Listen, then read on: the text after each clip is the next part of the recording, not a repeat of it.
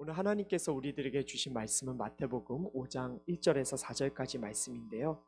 우리 말씀이 짧습니다. 그래서 우리 같이 한 목소리로 읽었으면 좋겠습니다. 시작. 그때 예수께서 많은 무리를 보시고 산에 올라가 앉으시자 그의 제자들이 다가왔습니다. 예수께서 입을 열어 그들을 가르치시며 말씀하셨습니다. 복되도다 마음이 가난한 사람들은 하늘나라가 그들의 것이다. 복되도다 슬퍼하는 사람들은 그들에게 위로가 있을 것이다. 아멘. 사랑하는 우리 성도 여러분, 우리 복음에 대해서 우리 다시 한번 복습 한번 했으면 좋겠습니다. 굿뉴스. 여러분, 이것이 무엇일까요? 자, 여러분, 우리는 죄인입니다. 죄인은 하나님께 다가갈 수 있습니까? 없습니까? 없습니다. 다가갈 수 없는 존재입니다. 그리고 그분의 영원한 나라에 들어갈 수 없습니다. 자, 그래서 죽은 이후에 죄인인 우리는 심판을 받고 지옥으로 떨어질 수밖에 없는 운명이었습니다. 그런데 창조주이신 하나님은 사랑의 하나님이셨습니다. 그래서 당신께서 지으신 우리 사람을 구원하길 원하셨죠. 이 구원을 위해 인간의 죄를 대속할 분을 정하셨는데 그분은 누구셨는가? 바로 하나님의 하나밖에 없는 아들 예수를 희생 제물로 정하셨어요. 그리고 그분을 이 땅에 보내셨고, 그리고 처참한 십자가형에 예수님을 내어주셨습니다. 자, 충격적이고요. 믿을 수 없는 사건이 이 땅에서 벌어진 거예요. 어떻게 하나님은 자신의 아들을 십자가에 못 박으실 수 있었을까? 도대체 사람이 하나님께 어떤 존재이길래 이런 일을 행하신 것일까? 자, 수많은 당시 이스라엘 백성들이 메시아를 열망했어요. 근데 여러분, 메시아를 열망했는데 메시아라고 믿었던 분이 십자가에 못 박혀 돌아가시고 말았어요. 신의 아들이라고 분명히 얘기했고 하나님의 독생자라고 당신께서 입술로 고백하셨는데 그분께서 십자가에서 처참하게 죽어가시고 말았어요. 여러분, 이때 많은 사람들이 실망했고 그분을 떠났어요. 아니, 어떻게 하나님의 아들이 그렇게 돌아가실 수 있는가? 여러분, 어찌 보면요, 그 사건이 이해가 되면 더 이상한 걸 수도 있어요. 이해가 안 되는 게 맞는 말이죠. 하나님의 아들이 십자가에서 돌아가실 수는 없기 때문이죠. 그래서 여러분, 유대인들은요, 예수님과 그의 추종자들을 미워했어요. 오히려 그 추종자들이 하나님을 모욕한다라고 믿었죠. 그래서 예수님을 따르는 사람들을 찾아내고 수색해서 잡아 죽이기까지 했었습니다. 여러분, 이것이 그 당시의 핍박이었습니다. 그런데 이 믿을 수 없는 하나님의 사랑을 믿고 그리고 그분을 주님이라고 시인한 수많은 사람들이 바로 하나님의 자녀로서 천국 백성이 되었고요. 그리고 그 사람들이 전한 복음을 믿은 2000년이 지난 지금 우리들이 바로 그 복음을 믿고 하나님의 영원한 생명을 누리게 되었습니다. 자, 이처럼 예수님을 주라 시인하고 그분을 주라고 고백하고 우리의 죄를 회개하면 우리 모두가 영생을 누리는 것. 여러분, 이것이 복음의 핵심입니다. 자, 흙으로 지어져서 흙으로 돌아갈 수밖에 없는 우리였지만 하나님을 믿고 그리고 주님 예수 그리스도를 받아들이는 모든 순간에 우리는 하나님과 함께 영원한 생명과 기쁨과 희락, 평화를 누리는 존재가 되는 것. 그리고 또 동시에 죽음 때문에 어쩔 수 없이 헤어질 수밖에 없는 우리들의 가족, 또 우리들의 친구들 모두를 주님만 믿는다면 저 영원한 나라에서 만날 수 있고 다시 정말로 하나님 안에서 함께 교제할 수 있는 기쁨을 누리는 것. 여러분, 이것만큼 우리 모두를 행복하게 하는 사실은 없습니다. 여러분, 기쁘시죠? 여러분, 기쁘셔야 돼요. 여러분, 정말 이거는 우리 사람에게 있어서 이것만큼 행복한 일은 없어요. 그런데요, 혹시 이 가운데 이 복음이 기쁘지 않다, 그냥 다 아는 사실이다, 그냥 맹맹하게 들려진다, 그럼 여러분 솔직하게 고백하십시오.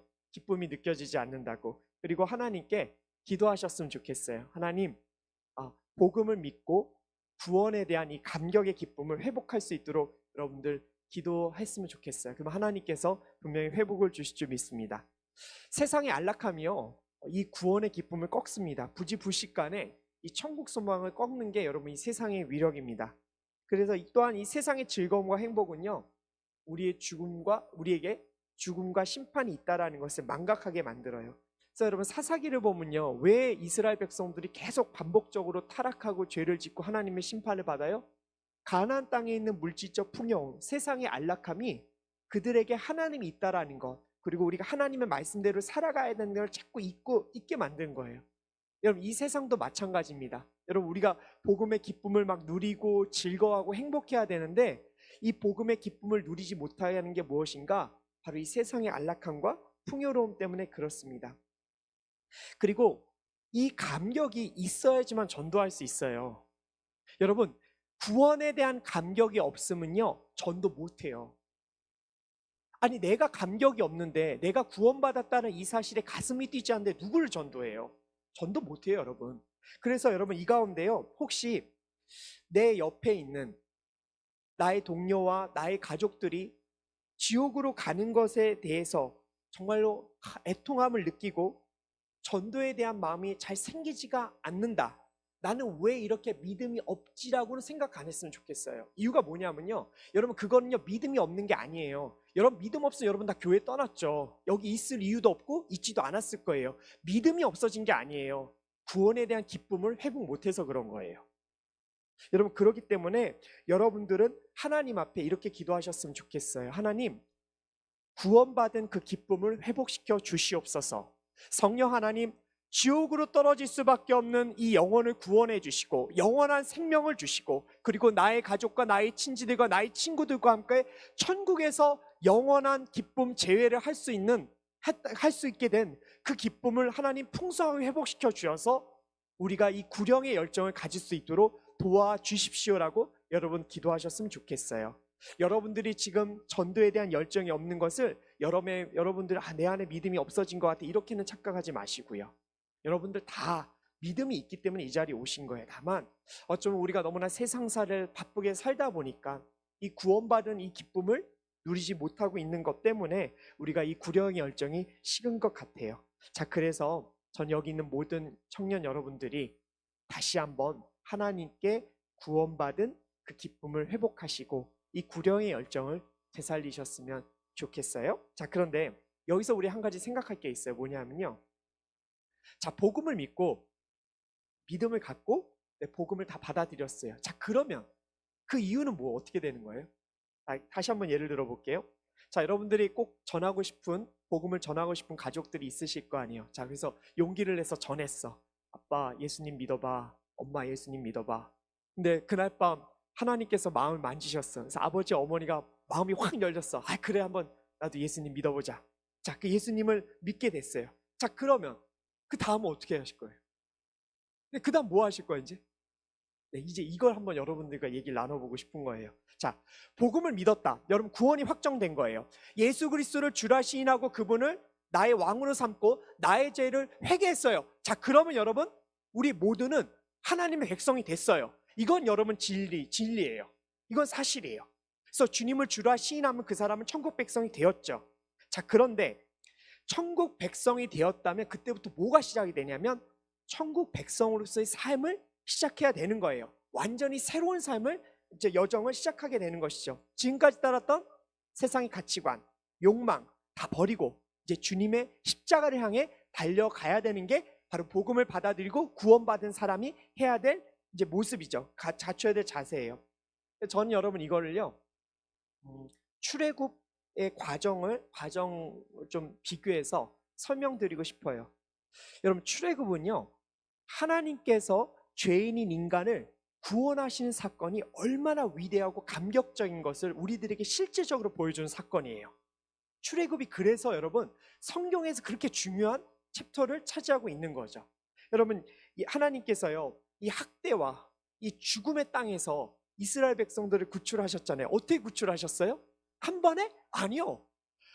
상상할 수 없는, 여러분, 인간의 머리로는 상상할 수 없는 어마어마한, 정말로 재앙이긴 했지만 어마어마한 이 재앙의 기적 사건을 10번이나 반복해서 백성들을 끄집어내셨어요. 여러분, 그래서 인간의 구원이 어마어마한 사건이라는 사실을 우리에게 보여주는 거예요. 이게 간단히 쉽게만 되는 사건이 아니다. 전능하신 여호와 하나님께서 개입하셔야지만 가능한 사건이라는 것을 출애굽을 통해서 우리들에게 보여주고 계신 거예요. 자, 그런데 출애굽한 백성들은 이제 어떻게 됐죠? 구원받은 거예요. 출애굽해서 시내산에 올라가서 하나님과 언약 받은 그때부터 이스라엘 백성들이 된 거예요. 그들이 그동안 무슨 죄를 저질렀던, 성품이 어땠던 다 상관없어요. 그저 하나님과 언약을 맺었고 이제 구출해 주셨기 때문에 하나님 입장에서는 당신의 백성이 된 거예요. 다 구원받은 백성이 됐죠. 자, 그러면 그것으로서 믿음의 항해가 끝났는가? 아니에요. 그때부터 시작이었어요. 이스라엘 백성들 어떻게 했죠? 네, 시내산 가서 율법 받았죠. 근데 여러분 또 잘못해서 40년 동안 광야 생활했죠. 또 그게 끝이었나요? 아니죠. 가나안 땅에 들어가서 이스라엘 정복 전쟁을 수년간 진행해야만 했어요. 자, 구원은 받았지만 지속적인 믿음의 연단을 통해서 하나님을 알아가는 과정을 그들은 그 시간, 연단의 시간을 통해서 주님과 교제를 더욱더 하게 된 것이죠. 자, 그래서 오늘 여러분들과 함께 나눌 이 마태복음의 산상수훈 말씀을 여러분들이 이 출애굽한 백성들의 이 맥락에서 이해를 했으면 정말 좋겠어요. 자, 복음을 믿고 주님의 자녀가 된 성도들이 자, 이 땅에서 믿음의 여정을 시작하는데 어떻게 생각하고 어떻게 생각해야 되는가? 여러분, 이것을 보여주는 게 산상수훈의 말씀이에요. 그래서 어떤 분들은요, 이 산상수훈의 말씀을요, 천국의 대헌장이라고 표현하기도 하고요. 어떤 사람은 신구약 전 메시지의 요약본이라고도 얘기를 해요. 그래서 이 산상수훈 말씀은 예수 그리스도를 믿는 백성들은 끊임없이 묵상하고 읽어가야 할 너무나도 소중한 말씀입니다. 그래서 십계명, 사도신경, 이 산상수훈 이런 것들은요, 우리가 끊임없이 보고 묵상함으로 우리가 하나님과의 어떤 관계가 있는지, 우리가 어떻게 살아가야 되는지 정말 그것을 통해 깨달음을 얻어야 하지요. 여러분, 예수님을 믿는 사람으로서 여러분들의 주변에서 누군가 언니, 뭐 오빠, 또 형, 예수님 믿으면 어떻게 살아가야 해? 예수님 믿으면 이제 이 세상에서 어떤 식으로 우리가 여생을 지내야지만 구원받을 수 있어? 라는 이 질문을 받았을 때 뭐 다르게 여러분 복잡하게 설명할 필요 없어요. 산상수훈에 다 나와 있다라고 얘기하시면 돼요.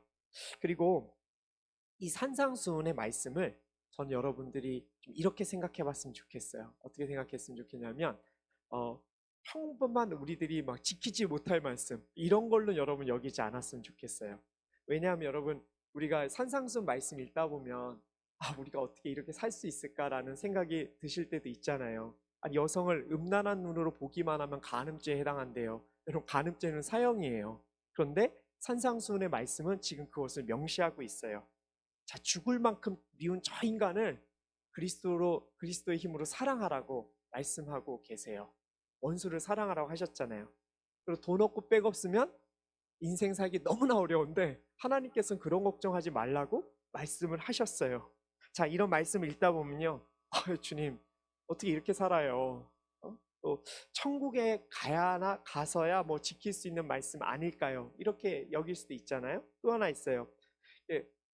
예수님 혹시 이 말씀 하시고 나서 제자들에게 너무 어려우면 지키지 않아도 되니까 너무 그렇게 신경 쓰지만 혹시 이런 마음을 갖고 선포하신 건 아닐까요? 라는 의문이 들 정도로 어쩌면 산상수훈 말씀은 평범한 우리들이 지키지 못할 것 같은 말씀인 것처럼 느껴질 때가 있죠. 자, 그런데 여러분, 사람 누가 만드셨어요?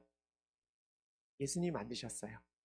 예수님 만드셨다면 우리 사람을 제일 잘 아시는 그분이 우리에게 주신 말씀이라면 우리는 이 말씀을 지킬 수 있다라고 믿으셨으면 좋겠습니다. 자, 그리고 또 하나 있습니다. 전도할 때요, 여러분 어떻게 전도하고 싶으세요?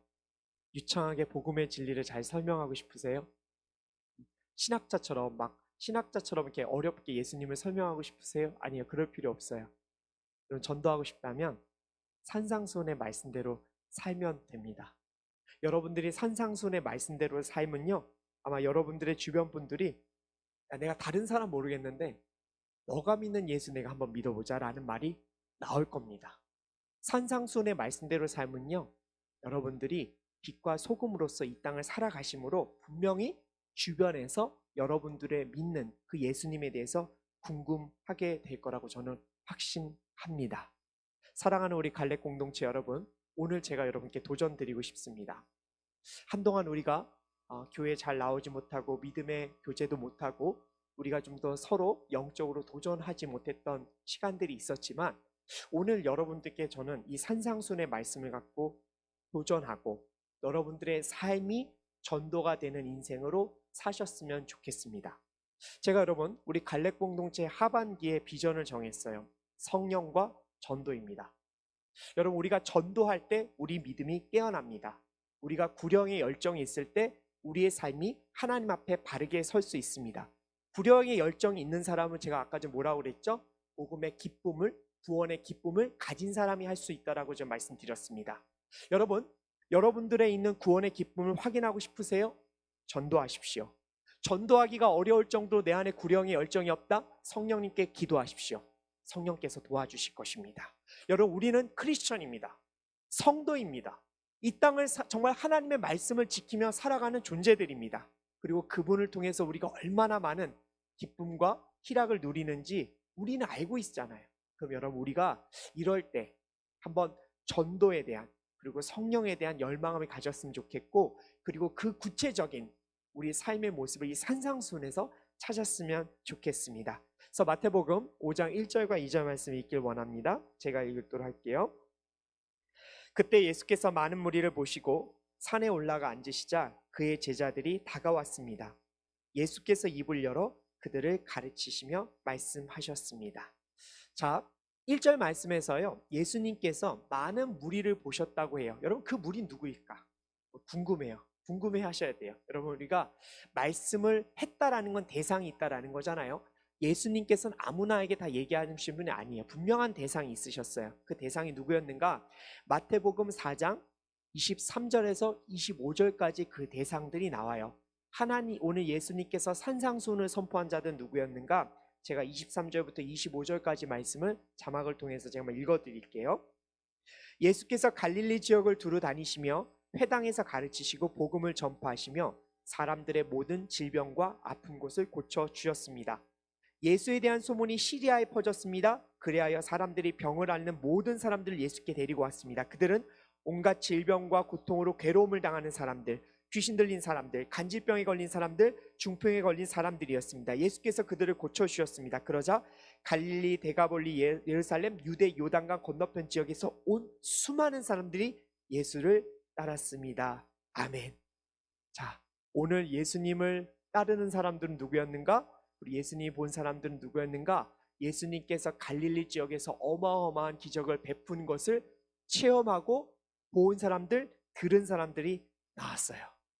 신구약 400년 중간기 동안에 단 한 번도 이런 기적과 말씀이 없었는데, 혜성처럼 등장하신 예수님의 그 정말 이 놀라운 말씀과 기적에 수많은 사람들이 놀라고 이스라엘에 너무나 큰 파동을 일으켰기에 수많은 사람들이 예수님을 따르러 보러 온 것이죠. 여러분, 굉장히 희망의 메신저였을 거라 저는 확신해요. 왜냐하면 여러분, 그 당시에 로마 때문에 얼마나 또 많은 수탈과 아픔을 겪어야만 했을까요? 그래서 그들은 예수님이 메시아라 생각했고 예수님을 쫓아 나왔어요. 그런데 예수님께서 그들을 보시자마자 뭘 하셨는가? 산으로 가셨어요. 세상 사람들의 환호, 지지, 정말로 이런 박수, 그 있었던 그런 것들이 많았던 평지가 아닌 산으로 올라가셨어요. 근데 왜 그러셨냐는 거예요. 왜? 그리고 그곳에 가셔서 예수님 뭘 하셨냐면요, 앉으셨대요.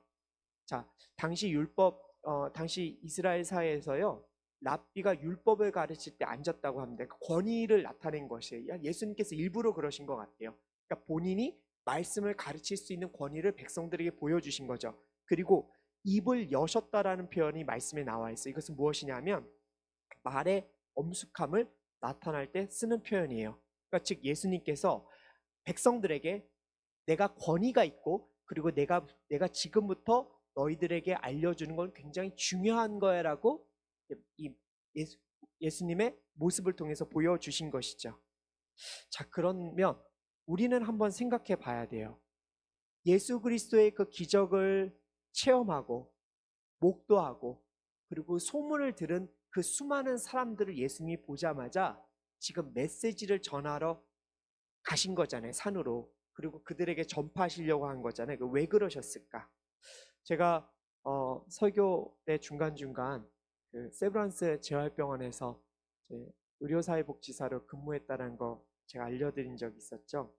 저는 정말 여러분 환자들 다양한 사고로 인해서 이렇게 장애를 입은 환자분들 정말 많이 봤어요. 이렇게 오토바이 사고. 여러분 오토바이 참 무서워요. 제가 오토바이 사고 때문에 그 고등학생들 이렇게 장애 입은 거 보고 참 그때 마음이 아팠고요. 자동차 사고, 또 낙상. 보통 하반신 마비가 되신 분들, 척수 손상으로 되신 이런 분들 참 많이 뵀고요. 뇌졸중으로 이제 반편마비 되신 분들. 그 뇌종양 수술을 받았는데 이게 잘못돼가지고 전신마비가 된 분들 참 많이 봤어요. 그런데 여러분 그분들을 뵈면서 제일 어려웠던 건 뭐냐면 그분들이 겪는 그 절망과 아픔, 그리고 그분들이 앞으로 퇴원을 해서 미래에 당면해야 될 그 삶에 대한, 어떻게 살아가야 되는 그 두려움이 정말로 저한테도 되게 크게 다가왔었습니다. 자, 그런데 이때 제가 했었던 일은 뭐였냐면요. 당시에 경제적으로 너무 어렵고 가족적으로 도움을 받지 못하는 이 환자들과 함께 이제 상담을 통해서 그분들을 위한 치료비를 모금하고요. 또 그분들을 위한 또 뭐 가족 상담, 뭐 퇴원 계획들을 세워드리는 일이었어요. 많이 도와드렸어요.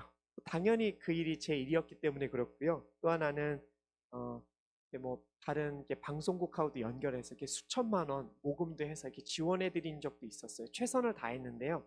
근데 제가 그 일을 2년 정도 하고 나니까 뭘 느꼈냐면요. 제가 하는 일의 한계를 분명히 보았어요. 내가 아무리 치료비를 지원해드리고 장애인 어떤 보조기구들을 정말로 외부 단체를 통해서 무료로 드린다 할지라도 제가 그분들에게 드리는 도움은 현실적으로 얼마 가지 못하면 별로 도움이 되는 일이 아니라는 사실을 깨닫게 되었습니다. 그분들을 진짜 도와줄 수 있는 분이 누구신가? 그때 알게 됐어요. 예수님만이 그분의 진짜 대안이 되는구나라는 것을 알게 된 거죠. 예수님도 그 심정이었을 거예요. 수많은 무리들이 정말로 이 기적을 바라보고 왔지만 그분 주님께서 그들의 병도 고쳐주시고 귀신도 쫓아주시고 심지어 만약에 정말 하나님이 원하신다면 이스라엘에게 독립도 주셨을 거예요. 근데 주님께서 그렇게 안 하신 이유는 무엇인가?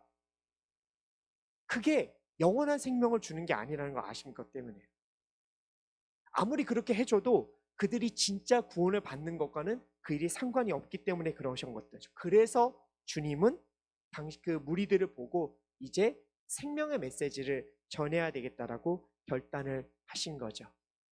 여러분, 세상 모든 사람들에게 생명의 메시지가 필요해요.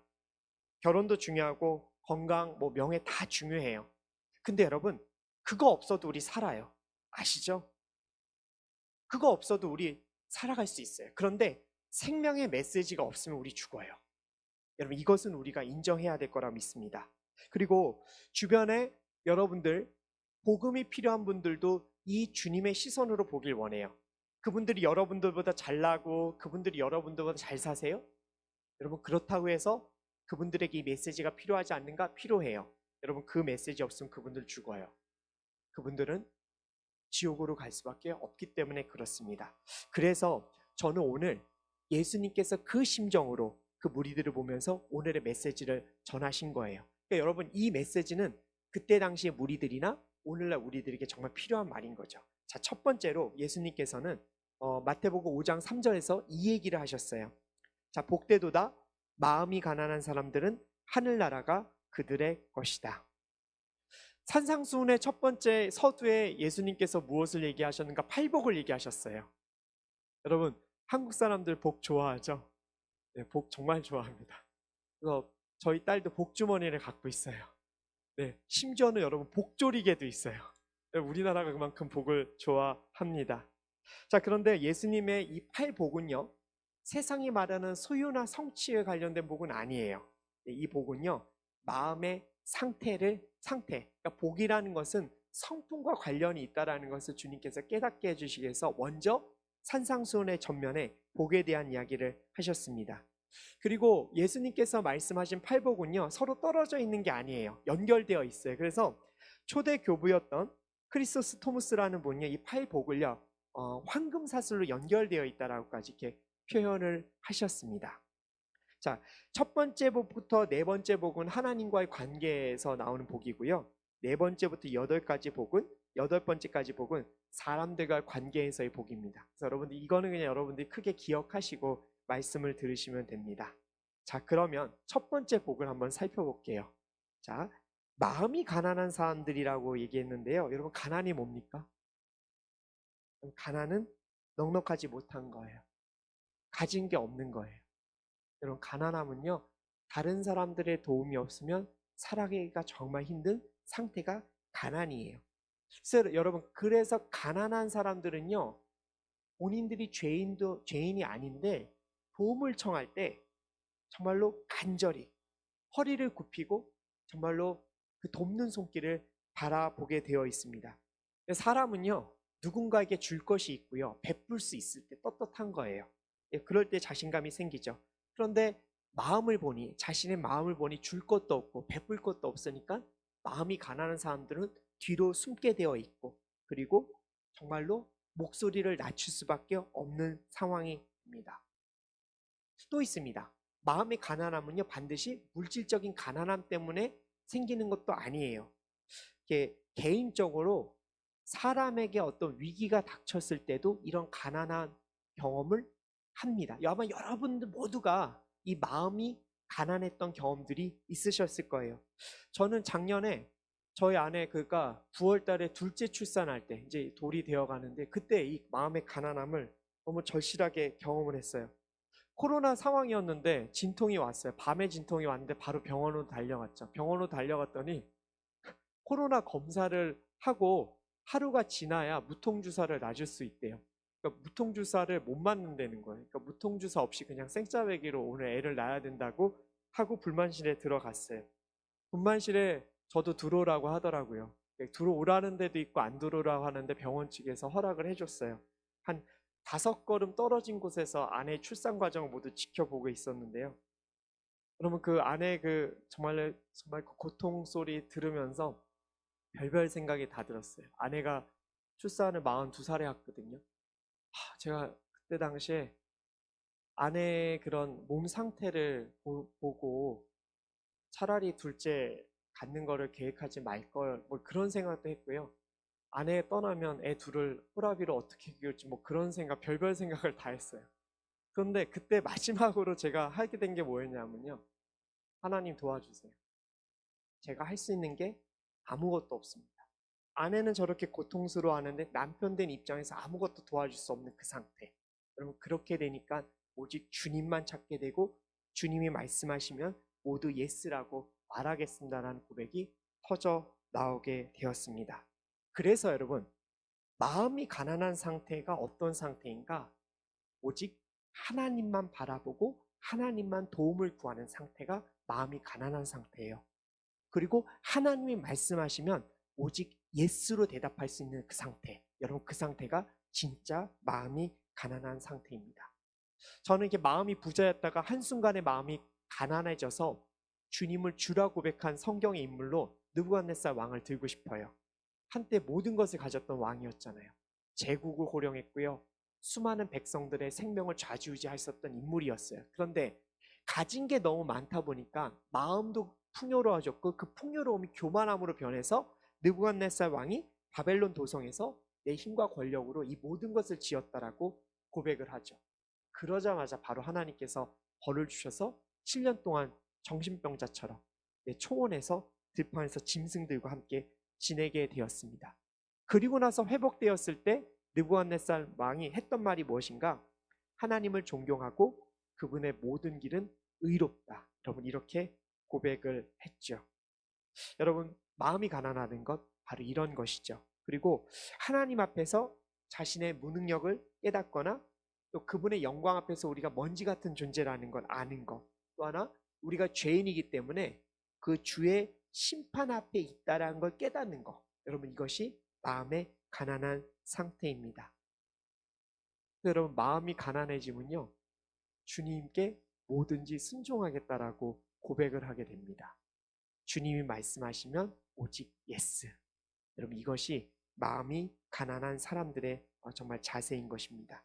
자, 그런데요, 예수님께서 오늘 뭐라고 얘기하셨냐면 이 마음이 가난한 사람들은 바로 하늘나라가 그들의 것이다라고 말씀하십니다. 자, 그러면 이것도 의미를 잘 생각해 봐야 돼요. 마음이 가난한데 하늘나라가 바로 너희 것이다. 여기서 말하니 하늘나라 뭔가? 여러분 우리 육신이 죽어서 들어가는 영원한 천국을 말하는가? 뭐 그런 걸 수도 있어요. 그런데 누가복음 17장에서 예수님은요, 바리새인들에게 하나님의 나라가 너희 마음에 있다라고, 이미 임했다라고 말씀을 하셨습니다. 완성되어 가고 있다라고 분명히 메시지를 주신 것이죠. 그래서 하나님 마음이 가난해져서 겸손한 자들은 이 땅을 살아가지만 하나님의 나라를 마음에 소유하고 이 세상을 살아갈 수 있게 되는 것입니다. 그래서 여러분 그래서 하나님의 나라를 소유한 사람들은 이 세상에서 달라도 확연하게 다르게 살아갈 수 있게 되고, 기쁨이 이 세상의 기쁨이 아니라 하나님 나라의 기쁨을 찾고 살아가게 돼요. 여러분 진짜 페이스북 전 안 해요. 여러분 페이스북 많이 하세요? 저는 페이스북이요, 어렵기도 했고 뭔가 사진 올리고 제 얘기 쓰는 게 너무 불편해서 안 했어요. 그래서 저 가끔 페이스북 신청 뭐 이게 메일 오는데 윤현교 목사님은 나를 무시하나 이렇게 생각하지 마십시오. 근데 전 페이스북 원래 안 해요. 근데 제가 알아보니까요, 이 페이스북은요, 자기가 얼마나 잘 살고 있는지 보여주는 그런 거라면서요. 맞아요? 인스타그램도 뭐 항상 막 웃고 막 환하게 뭐 잘 지내는 모습. 그런데 요즘 그 페이스북 보면서 사람들이 스트레스 받는다면서요. 쟤는 어디서 이런 여행 갔나 뭐 이런 것도 즐기나. 여러분 그런데 마음이 가난해서 천국을 소유한 사람들은 그런 사진 보고 휘둘리지 않을 거예요. 그냥 잘 살아보네, 그 정도겠죠. 또 있어요. 제가 최근에 들은 얘기예요. 제가 어떤 분이 400만 원 갖고 비트코인을 했는데 8억을 버셨대요. 와, 대단하지 않아요? 근데 여러분 이런 거 부러워요? 전 안 부러워요. 그냥 하나님께서 그런 기회를 주셨나 보네? 그 정도 생각한 정도예요. 왜냐하면 우리는 주님만 있으니까. 주님만 갖고 있으면 여러분 그런 것들은 부러워할 필요도 없고 오직 나를 사랑하시는 그 부분에 만족하게 돼요. 여러분 가난한 사람은요, 조그만 것에 만족해요. 그런데 가난한 사람에게 하나님이 있잖아요. 여러분 하나님만으로 만족하게 되고 그렇게 인생을 살아갈 수 있게 되는 거예요. 사랑하는 여러분, 요즘 이 세상을 어떻게 살아가고 계세요? 저는 여러분 오늘부터 시작된 이 산상순의 말씀을 여러분들이 지켜보길 원합니다. 전 여러분들의 마음이 가난해지길 원합니다. 가난했으면 좋겠습니다. 여러분들이 그리고 하나님 한 분만으로 만족하셨으면 좋겠습니다. 그리고 이 세상에서 나는 예수님 한 분이면 돼. 그분만 있으면 나는 만족해라는 상태로 여러분들의 이 천국 여정을 향한, 그 산성을 향한 그 여정을 지속하셨으면 좋겠어요. 주님께서 지금 이 시대 가운데 마음이 가난한 청년들을 찾고 계십니다. 그 사람들이야말로 주님의 참된 백성으로 살아갈 수 있기 때문에 그렇습니다. 오늘 여러분 한번 이 산상순의 말씀을 다시 한번 펼쳐보시고 주님의 뜻대로 살아가고 싶습니다. 주님 제게 이 은혜를 허락하여 주십시오라고 여러분 한번 고백해 보셨으면 좋겠어요. 그럴 때 주님께서 여러분 참된 천국 백성으로서 여러분들의 인생을 끌어가시게 될 것입니다. 메시지 잡고 기도했으면 좋겠습니다.